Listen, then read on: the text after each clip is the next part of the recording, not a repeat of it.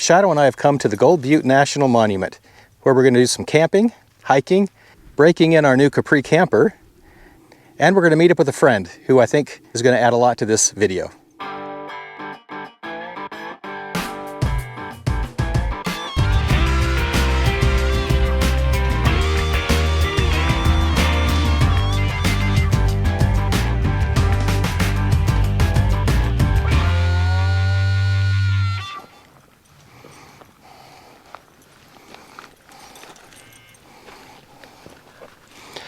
Shadow and I have come to do some camping, and this is pretty much the maiden voyage for the Capri Cowboy Camper, and we're camped right up there.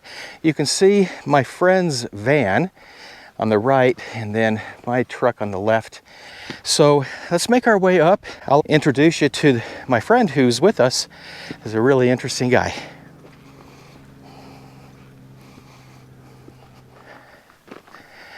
Well, hi, Dave. Lance, what's going on, my friend? Man, it's a beautiful day, isn't it? Oh, it's gorgeous out here. Dave and I camped right here, as you can see, last night. And Dave is doing me the favor of helping me a little bit with some questions I have, because he's a very experienced camper. He has his own YouTube channel, Endgame Campers. But he is a pro, so I'm gonna pick his brains a little bit about a few things that I've got some questions about, and what I might be able to do, you know, with this or that. It takes a maiden voyage or two or three to kind of work out the kinks and get everything the way you kind of like it when you have a new camper.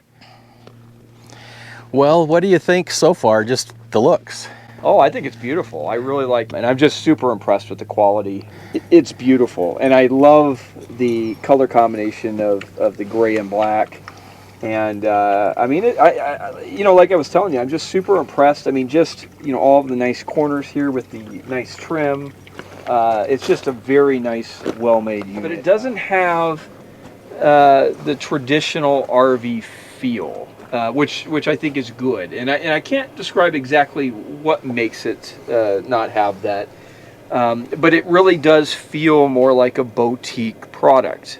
You know, here's another thing that struck me was from the interior. You know, we know that this is just 5 foot tall, so it's not standing height. But I was amazed at it's still so roomy in here. Okay. Oh, there we go. There's a big boy. But yeah, no, I think it's beautiful inside. Very usable. What'd you say it was? 84 inches wide, if I recall. It is 84 by 84, and I'll come over here and I use this as a stool. Right there. So are you guys jealous? I get to pet the Shadow. All you guys get to see him on the TV there. He is cuter in person. He is a cute little guy. I did have a couple of questions for you and get to pick your brains a little bit. Well, one is, so the sink, it's a hand pump. It works just fine. Now, there's not a lot of space down there for putting a water container. I could put like a gallon that you buy at the store. Oh, okay. That'll fit in there, but something as big as this, I can't really fit that very well. So I've done this, which is fine for, I mean, it really is fine, but maybe you might have another thought. Also, the bigger pipe is what drains the sink out to the back of the camper, and I put a little container there. Yeah. So what strikes me, and one of the things that I really like about the truck campers is many times, and this one is certainly no exception, if we come back out here, over here on there's always, or at least most of the time, there's a little bit of a gap here between the side of the truck bed and the side of the camper.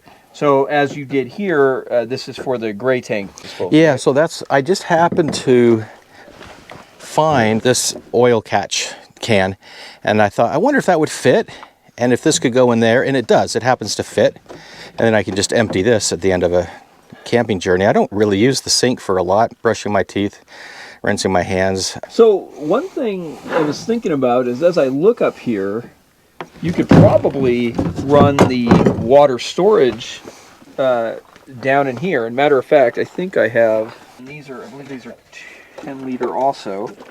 Let's see if this will fit down. It looks to be about the same width. Yeah, let's see if this would fit down in there. We got water bottles flopping everywhere, don't we? Yeah, It fits perfectly. Yeah, that's not a bad fit. We'd probably want to put some kind of a strap or device to tie that down so it doesn't fall out.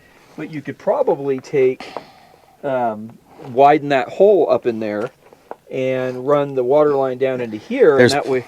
There's plenty of water line length. They left a lot of water line length, so I could definitely run it and feed it into a fresh water tank right there. Yeah, and as far as where this would go, I mean, one thing to consider is... It's actually long enough, I could set it down on the ground. Yeah, you could set it down on the ground, and in many circumstances, it'd be up to your preference, but you may not even have an issue with just having it drain out onto the ground. I mean, you're just... It's just rinse water. Yeah, you're just brushing your teeth. But yeah, if you wanted to capture it for, in some regard, you could just run it down. Oh, that's awesome. Oh yeah, great suggestion. Really appreciate that. Another thing, and I've done it before, speaking of storage back here, is, because you got another side over here, right? Is those spaces work really well for things like a shovel, right? Because obviously there's a lot of value to carrying a shovel. Let's see if this bad boy fits back here.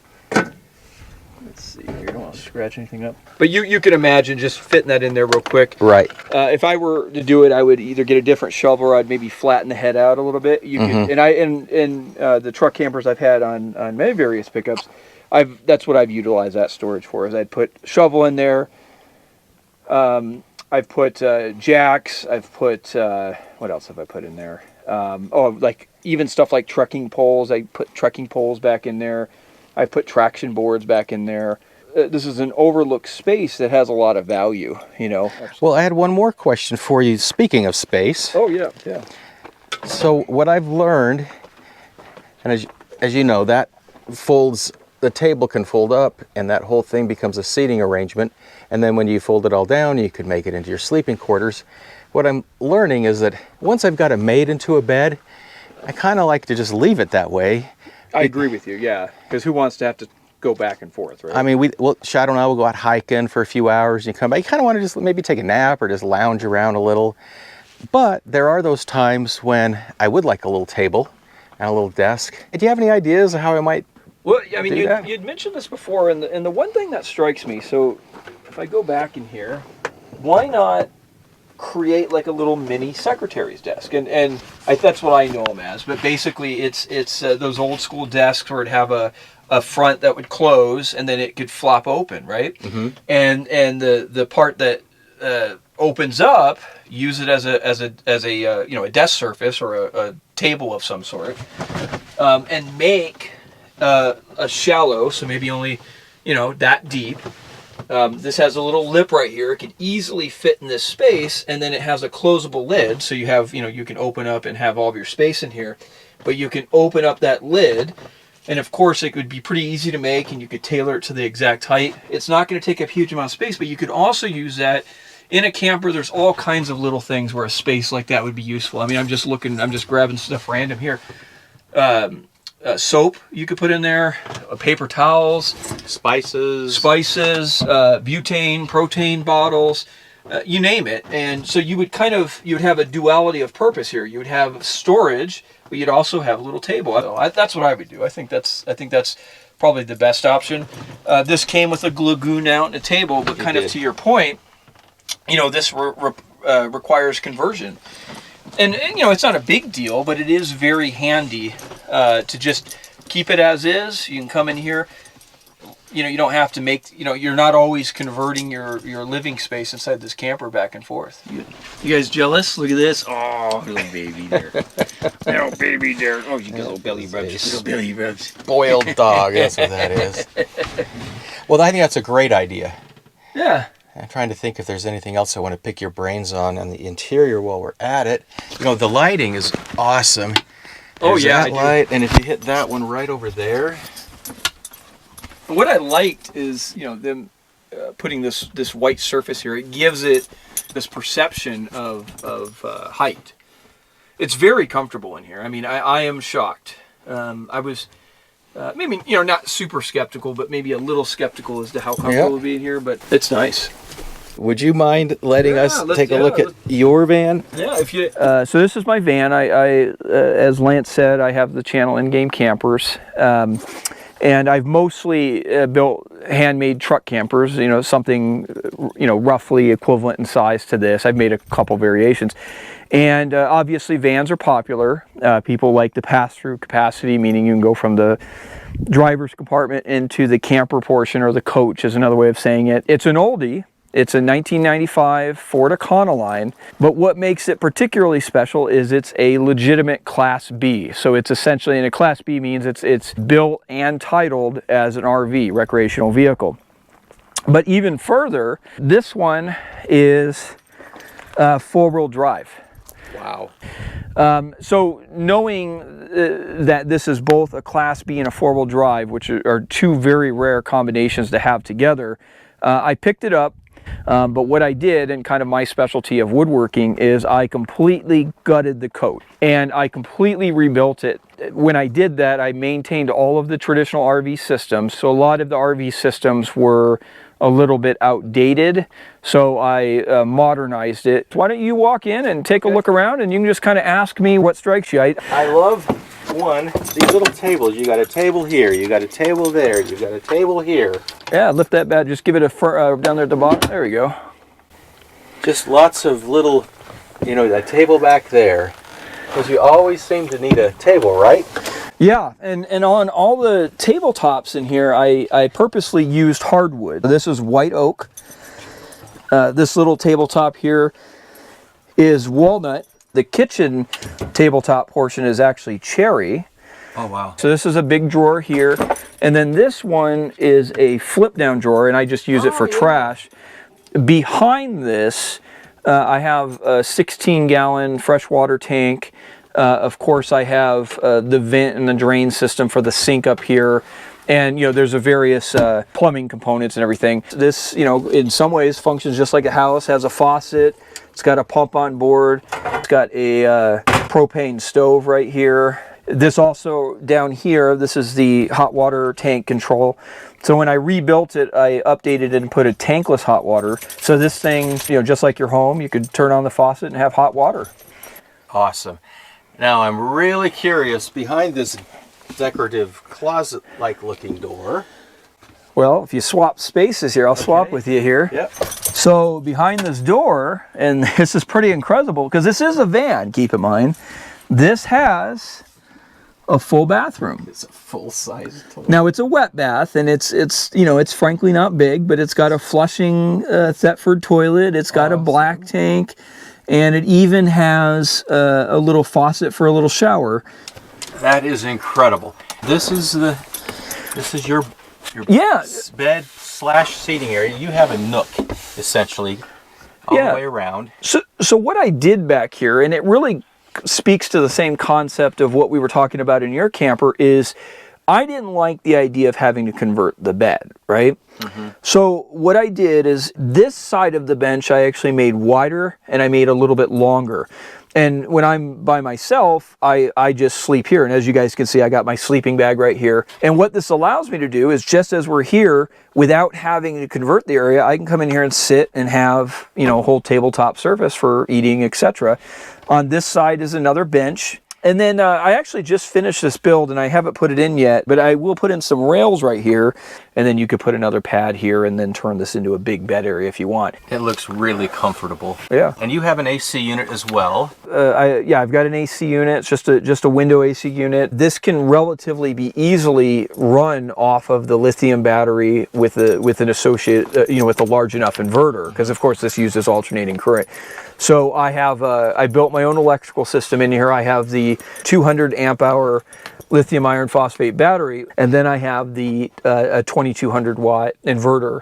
The battery sits below this area, and I actually, from a space perspective, I have enough space to where I can actually fit a second 200 amp hour battery if I wanted to. So with just the 200 amp hour battery I have here, I can run this for multiple hours. Of course, we have solar on top, which helps. Really awesome. I really actually do believe that Shadow is jealous that he's not the center of the video that Dave is, that I'm pointing the camera at Dave and not him. And he doesn't normally do this, but he wants to be in the middle of the... You are too used to seeing yourself on the camera. I think he's figured it out. I love, love, love the woodwork that you've done. It's beautiful. Yeah, so this is all cedar.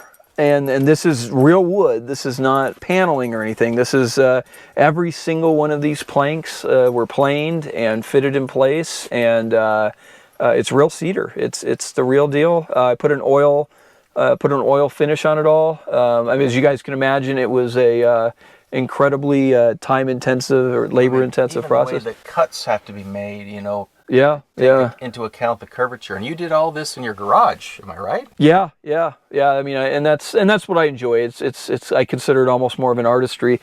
One thing I was real proud of is I don't know how well it'll capture in the video, but this wall actually has a curve or an arc in it. And that was a very challenging process to get that. I just think it's beautiful, and of course it's mirrored on both sides. And then from an insulation perspective, this thing is far better insulated than it would have been from the factory. I use Thinsulate, and I actually have 2 layers of Thinsulate insulation on the walls in the back. And then just your cooler, it fits under this swivel table. So what I did, I built this base down here that has a drawer in it, and then the base is bolted to the floor, and then this fridge sits on this base.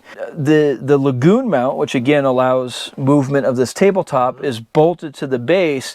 But what this allows me to do is, you know, I can open up the fridge and access it. Did I see ice cream in there, Dave? No, what do I got? I got potato salad. Looks like ice cream, Dave. You've been holding out on me. And then, but what's nice, and like, you know, yesterday we were cooking burgers and everything, I can keep everything stored up here, and if I need to get in the fridge, I just slide this over, open this up, get what I need, and then slide this back over.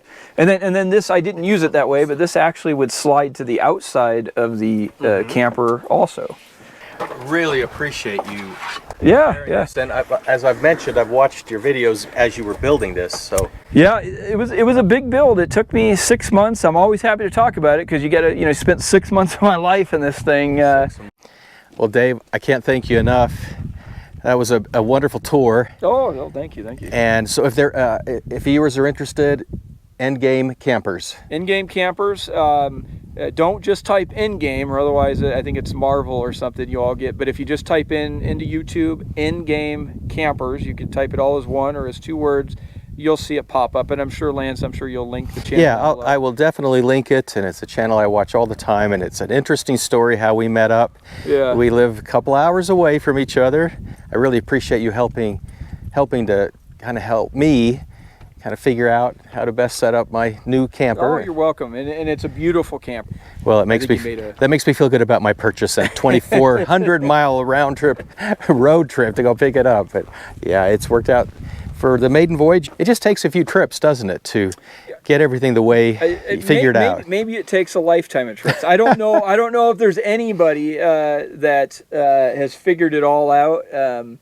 Whether it be, you know, individualizing your camper as far as what you carry or how you set it up, or, you know, I've handmade. I'm working on my 8th camper now, and you know, every one of them I'm learning and moving on. So that's kind of what makes, I think, the camper journey is this constant modification and improvement. I think that's what makes it special, right? Yeah, absolutely. Absolutely. Well, Dave, thank you. Really appreciate it. Oh, you're welcome. It's good to see you, Lance. Now let's get back to having fun and doing some camping.